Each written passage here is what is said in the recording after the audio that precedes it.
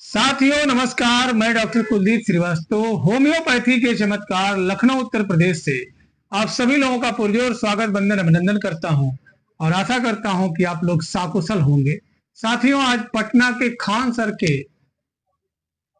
एक स्टूडेंट का मैंने वीडियो देखा। वीडियो देखने के बाद बहुत ही मन दुखी हुआ और उस वीडियो में बच्चा जो है बताता है कि वह बीपीएससी की तैयारी कर रहा है और एक मध्यम वर्गीय परिवार का बच्चा है, जिसको अचानक जो है कोचिंग के दौरान, क्लास के दौरान, पढ़ाई के दौरान अभी जिसे मंजिल की तलाश थी, एक रास्ते की तलाश थी, ताकि वह जो है सफलता की सीढ़ियों को चढ़ता हुआ अपने मंजिल को जो है प्राप्त कर सके। अचानक उस बच्चे को जीबी सिंड्रोम की जो है समस्या हो जाती है और बच्चा जो है पत्रकार महोदय से बताता है कि वह इतनी महंगी दवाइयों को बेयर नहीं कर पा रहा है। उनका जो है कहां से जो है दवाइयों का प्रबंध करे।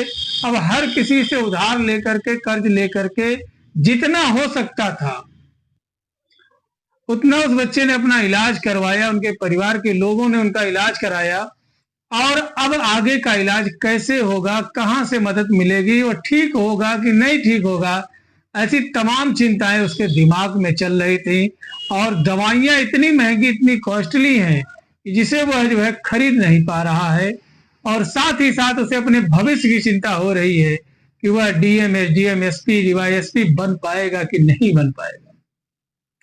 तो एक बात मैं सीधे तौर पर उस बच्चे से कहना चाहूंगा कि जो है जब मुसीबत बड़ी आने लगे, समय, परिस्थिति और दिशा और दशा आपका परीक्षा लेने लगे, तो आप समझ जाइएगा कि आप जिस मंजिल की तलाश कर रहे हैं, जिसकी जो है मकसद बना करके आए हैं कि आपको फला पोस्ट चाहिए, वह अर्जी अब ईश्वर के दरबार में लग गई है।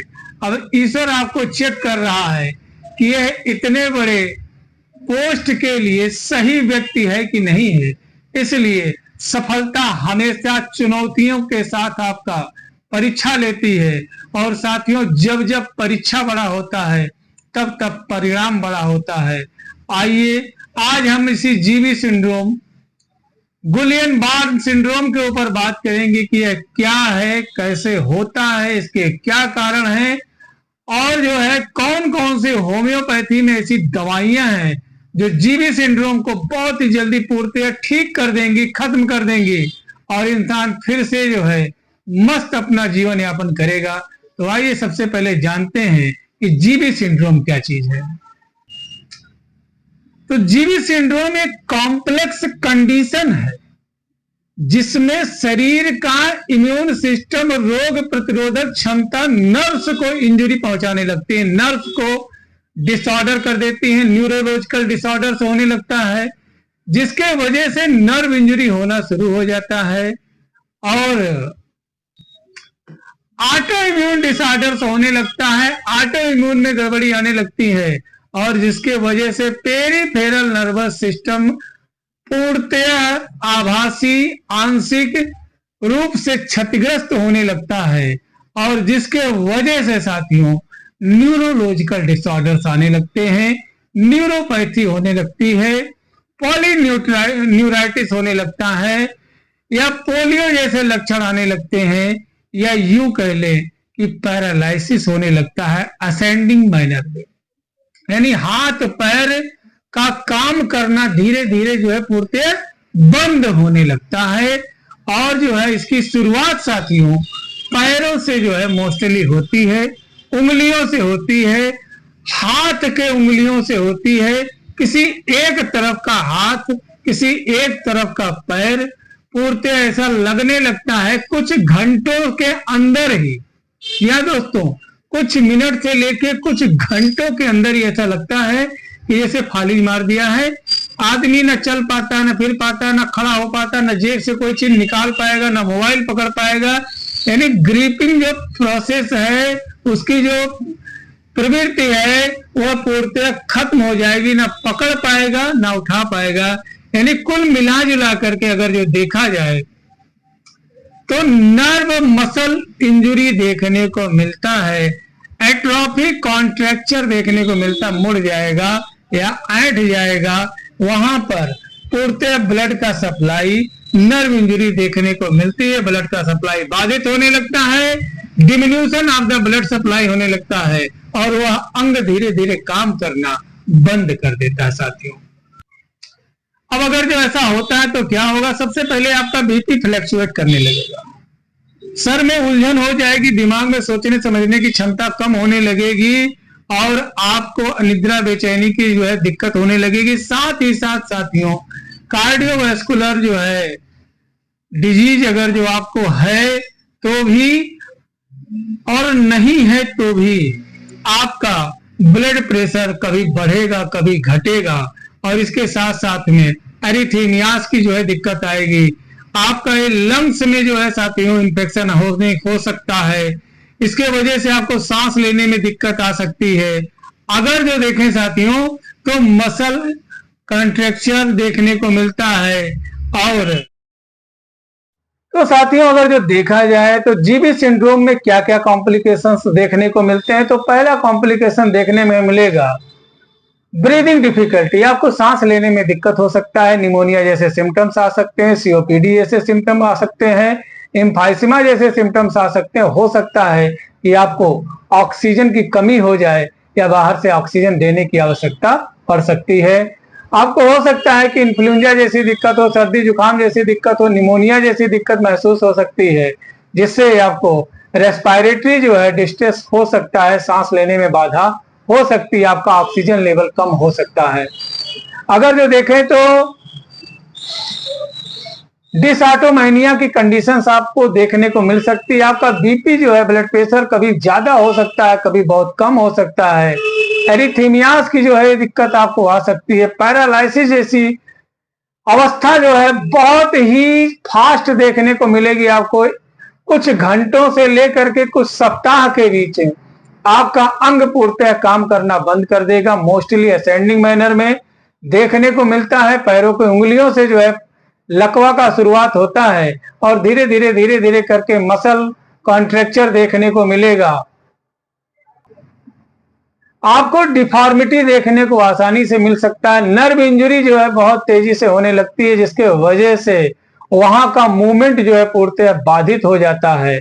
और यह जो है कौन करता है? खुद का ऑटो इम्यून सिस्टम ही नर्व इंजरी में पेरिफेरल जो है नर्वस सिस्टम को पूर्णतः जो है प्रभावित कर देता है, जिसके वजह से साथियों अगर जो देखें तो थ्राम्बो एम्बोलिक इवेंट देखने को मिलेंगे, लॉन्ग टर्म इफेक्ट देखने को मिलेंगे, न्यूरोपैथी देखने को मिलेगा।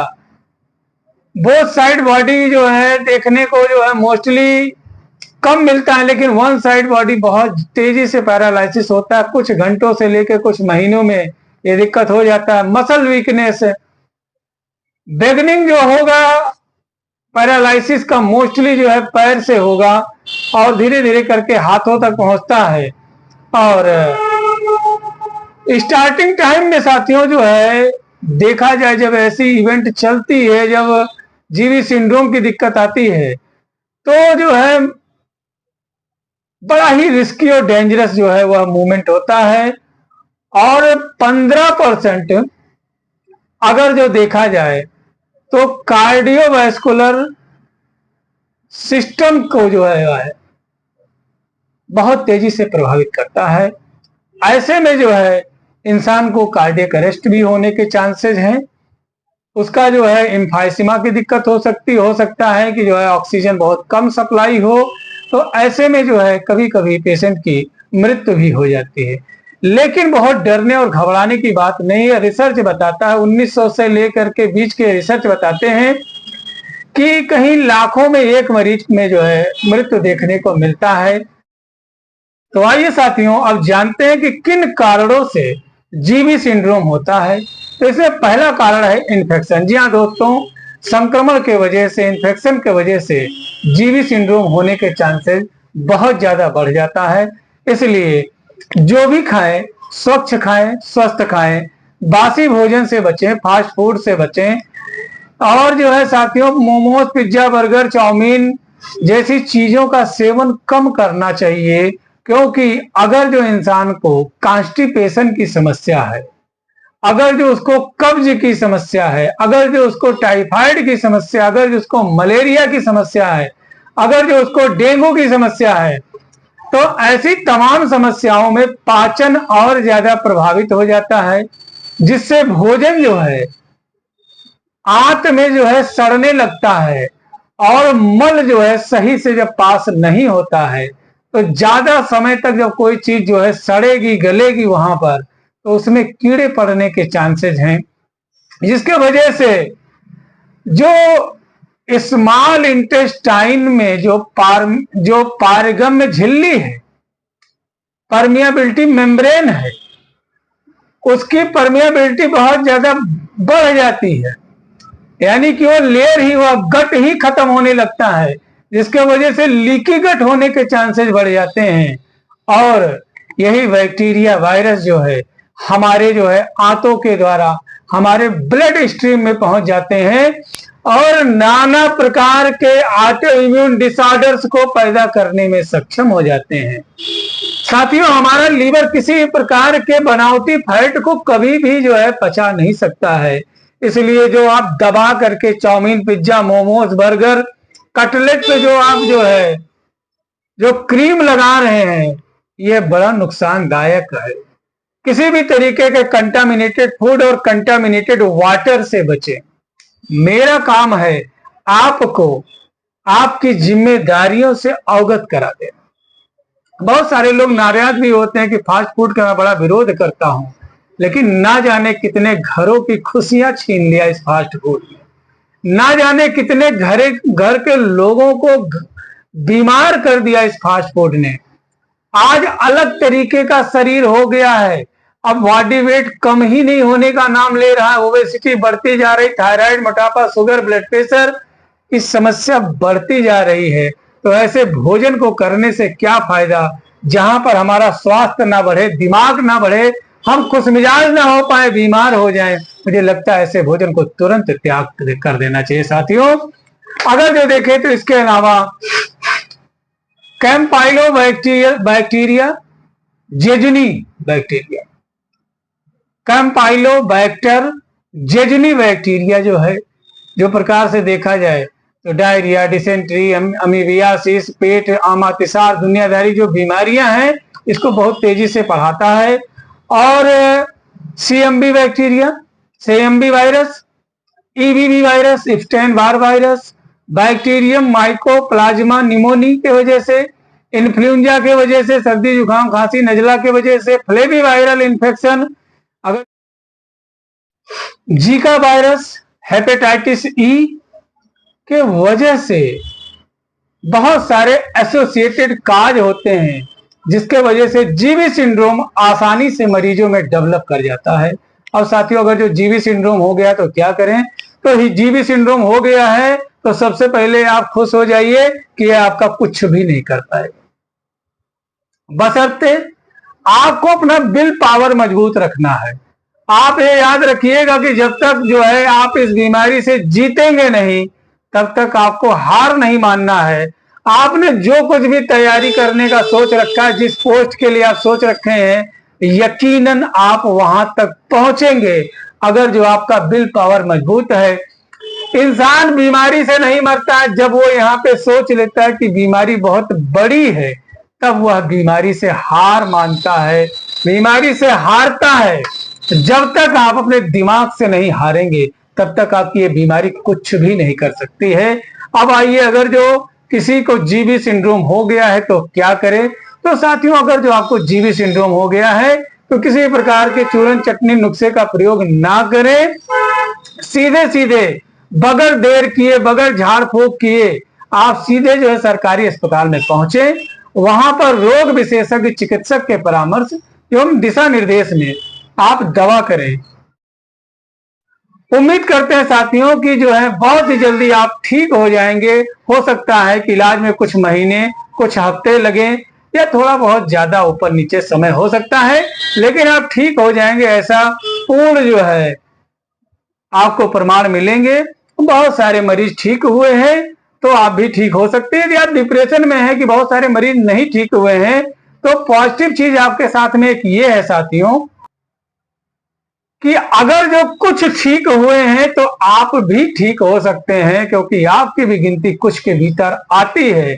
और जो जल्दी ठीक हो जाते हैं उनका विल पावर मजबूत होता है, उन्हें मालूम है कि वह ठीक ही होंगे और इसके अलावा और कोई समझौता नहीं है।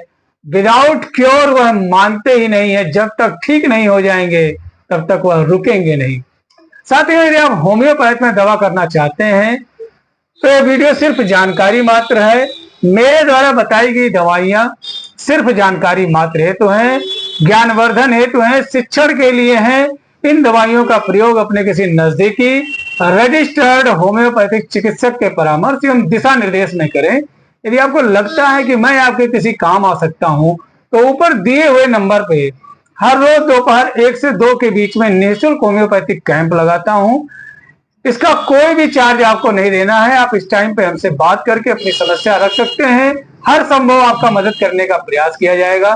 तो आइए साथियों, बात करते हैं कि कौन कौन सी होम्योपैथिक दवाइयां हैं जो बड़ा अच्छा काम करती है। तो जी हाँ दोस्तों, यदि आपको जो है जीवी सिंड्रोम होने से पहले बहुत तेज नजला हुआ था, जुकाम हुआ था, या सर्दी जुकाम बुखार खांसी हुई थी और आप ठीक नहीं हो रहे थे, तो ऐसे तमाम मरीजों में 4 डोज साथियों, कम से कम 4 डोज सुबह शाम 4-4 बूंद इनफ्लुएंजिनम देना चाहिए। जी हाँ दोस्तों, इनफ्लुएंजिनम। अगर जो आपको जो है बहुत ज्यादा आफ्टर सर्जरी दिक्कत हुई है, यानी सर्जरी आपकी हुई है और आपको एनेस्थीसिया दिया गया, ऑपरेशन हो गया, लेकिन रीढ़ की हड्डी का दर्द नहीं जा रहा, जो रीढ़ की हड्डी में पंक्चर किया गया उसके वजह से अगर जो कोई नर्व इंजरी हुई, तो ऐसे मरीजों में साथियों नाइट्रम सल्फा एमाइल नाइट्रोसम बड़ा जबरदस्त काम करता है, बहुत बेहतरीन जो है रिजल्ट आता है। 4 डोज अगर जो दिया जाए तो बड़ा अच्छा रिस्पांस आएगा। अब अगर जो ऐसी दिक्कत जो है डेंगू फीवर के बाद में आ रही है, या जो है मलेरिया फीवर के वजह से आ रही है, या बरसात में बहुत ज्यादा भीगने के बाद में ऐसी दिक्कत आई है, जीवी सिंड्रोम हुआ है, तो ऐसे मरीजों में साथियों लक्षणों के आधार पर यूपाटोरियम परफोरेटम, रस्टक्स, जी हाँ दोस्तों रस्टक्स, और साथ ही साथ कुछ योगाभ्यास का अगर जो ध्यान दिया जाए तो बड़ा अच्छा काम करती हैं। अब आइए सामान्य बात करते हैं कि ऐसी कौन सी दवाइयां हैं जो हर कंडीशंस में हर मरीज के ऊपर असर ही करती हैं। तो जी हाँ दोस्तों, अगर जो आपको जो है जीवी सिंड्रोम हुआ है, आपके हाथ पैर काम करना बंद कर दिए, तो कुछ कंडीशनल मेडिसिन बताया और अब कुछ सामान्य दवाइयां बताने जा रहा हूं कि जिससे कुछ हफ्तों से लेकर कुछ महीनों के बीच में आपको बड़ा ही चमत्कारिक जो है इसका रिजल्ट मिलेगा। तो इसे पहली दवा है साथियों हाइपेरिकम। जी हाँ दोस्तों, हाइपेरिकम। इसके अलावा जेल्सीनियम, रस्टक रूटा आर्निका बेलाडोना, रस्टक रूटा आर्निका बेलाडोना। अगर जो इन दवाइयों का प्रयोग करते हैं तो बहुत ही जल्दी जीवी सिंड्रोम से छुटकारा मिल सकता, हो सकता है कुछ हफ्तों के बीच में ही आप पूर्ण रूप से ठीक हो जाए। अब आता है कि ये जो बीमारी है सीधे इम्यून सिस्टम पे हमला करती है, यानी दवाइयों के साथ साथ में हमको अपना रोग प्रतिरोधक क्षमता को सही करना पड़ेगा, उसको बताना पड़ेगा कि आप जो है अपने आप को ही नुकसान कर रहे हैं, अपने ही जो है फोर्स सिस्टम को खराब कर रहे हैं, अपने ही बॉडी को क्षतिग्रस्त कर रहे हैं, इसलिए उसके कोडिंग को सही करना पड़ेगा, यानी रोग प्रतिरोधक क्षमता को बढ़ाने की जरूरत है। तो ऐसे में साथियों रोग प्रतिरोधक क्षमता कैसे बढ़ेगा, तो इसमें पहली दवा है कुरकुमा लौंगा। जी हाँ दोस्तों, कुरकुमा लौंगा। दूसरी दवा है आसिमम सैंक्टम, और तीसरी दवा है साथियों टीनोस्पोरा कार्डिफोलिया। अगर जो इस दवा के साथ में, पहला तो मैंने कंडीशनल बताया कि 4-4 डोज दीजिए, दूसरा मैंने बताया कि इन दवाइयों का प्रयोग जो है सभी बीमारियों के लिए, सभी मरीजों के लिए एक सामान्य निर्देश लक्षण के आधार पर, डॉक्टर के परामर्श के आधार पर होगा, और इम्यून सिस्टम जो है बढ़ाने के लिए कुरकुमा लौंगा, आसिमम सैंक्टम, तीनों स्पोरा कार्डिफोलिया। अगर इन दवाइयों का सही जो है दिशा में जो है प्रयोग किया जाए, किसी रजिस्टर्ड होम्योपैथिक चिकित्सक के परामर्श एवं दिशा निर्देश में किया जाए, तो जीवी सिंड्रोम का मरीज मैं उम्मीद करता हूं कुछ दिनों से लेकर कुछ हफ्तों के बीच में ठीक हो जाएगा। जिसकी समस्या बड़ी जटिल है, पुरानी है, वह कुछ महीनों में ठीक हो जाएगा, ऐसा हम आशा करते हैं। अब जीवी सिंड्रोम हो गया तो क्या करें? जीवी सिंड्रोम हो गया है तो सबसे बड़ा रोना है कि फिजियोथेरेपिस्ट नहीं है। हम गांव में रहते हैं, देहात में रहते हैं, यहाँ व्यवस्था नहीं है। तो फिजियोथेरेपी मतलब हो गया फिजिकल ट्रीटमेंट। आप अपने बॉडी का फिजिकल ट्रीटमेंट कर सकते हैं, उंगलियों को चलाते रहें, पंजों को हिलाते रहें। घर में कोई भी बड़ा बुजुर्ग है तो उनको लेकर के आप 1-2 बार फिजियोथेरेपिस्ट के पास में जाएं और फिजियोथेरेपिस्ट सर से निवेदन करें कि सर कुछ एक्सरसाइज इनको सिखा दीजिए जिसको ये हमारे गांव में करवा सकें, क्योंकि मेरे गांव में फिजियोथेरेपी की कोई समस्या नहीं है। फिर धीरे धीरे करके आप अपना इम्यून सिस्टम बढ़ाइए, अपनी जो है क्षमता बढ़ाइए, अपनी स्ट्रेंथ बढ़ाइए, स्टेमिना बढ़ाइए। और एक चीज जो है, एक पोस्टर बना करके टांग दीजिए अपने लिस्ट ऑफ गोल्स का कि जब तक यहां पहुंचेंगे नहीं तब तक हम रुकेंगे नहीं। यकीन माने बहुत जल्दी आपका सेंसेशन जो है काम करने लगेगा और फिर से आपका अंग काम करने लगेगा। यानी कुल मिला जुला करके फिजियोथेरेपी इसमें बहुत जरूरी है। फिजियोथेरेपी मस्ट है, होना ही चाहिए। कोई ना कोई योगाभ्यास आपको कराता है तो बड़ा अच्छा रहेगा। जरूर आप जो है थोड़ी देर ही सही फुटबॉल जो है खेलें, धागा खींचें, रस्सी खींचें, वेट बेयरिंग एक्सरसाइज करें, लेकिन करें। अब क्या करें, इसके अलावा कई तरीके के खट्टे मीठे फलों का प्रयोग करें। जितना आपका शरीर का वजन है, कम से कम मान के चलें कि 600 ग्राम जो है कम से कम आपको कई तरीके का फल खाना है। सुबह में नाश्ता के पहले और दोपहर भोजन से पहले कम से कम 300-400 ग्राम सलाद खाइए। फिर दबा करके जो भी आपका भोजन जो है मिल रहा है, घर का बना हुआ शुद्ध और ताजा भोजन ही करें। भोजन में बहुत ज्यादा तेल मसाला का प्रयोग ना करें, बहुत ज्यादा गरम मसाले का प्रयोग ना करें। उम्मीद करते हैं साथियों कि इस तरीके से अगर जो आप अपना ध्यान देते हैं तो कुछ हफ्ते से लेके कुछ महीने में आप पूर्णतः ठीक हो जाएंगे। हम आपके स्वस्थ होने की जो है ईश्वर से जो है निवेदन करते हैं, प्रार्थना करते हैं कि बहुत ही जल्दी जो है आप स्वस्थ हो जाएं। तब तक के लिए अपने सेहत और स्वास्थ्य का ध्यान रखें। ये वीडियो आपको समाज हित में उपयोगी लग रहा है तो प्लीज अपने आप को रोकें ना, ज्यादा से ज्यादा वीडियो को शेयर कर दें। ऐसे ही नॉलेजेबल वीडियो देखने के लिए आपसे करबद्ध निवेदन है कि प्लीज आप हमारे चैनल को सब्सक्राइब करें, हमें फॉलो करें और वीडियो को ज्यादा से ज्यादा शेयर करें। यदि कोई समस्या है तो कमेंट बॉक्स में जरूर लिखें या फोन करें, हर संभव आपका मदद करने का प्रयास किया जाएगा। तब तक के लिए अपने सेहत और स्वास्थ्य का ध्यान रखें। जय हिंद, जय भारत, जय होम्योपैथी।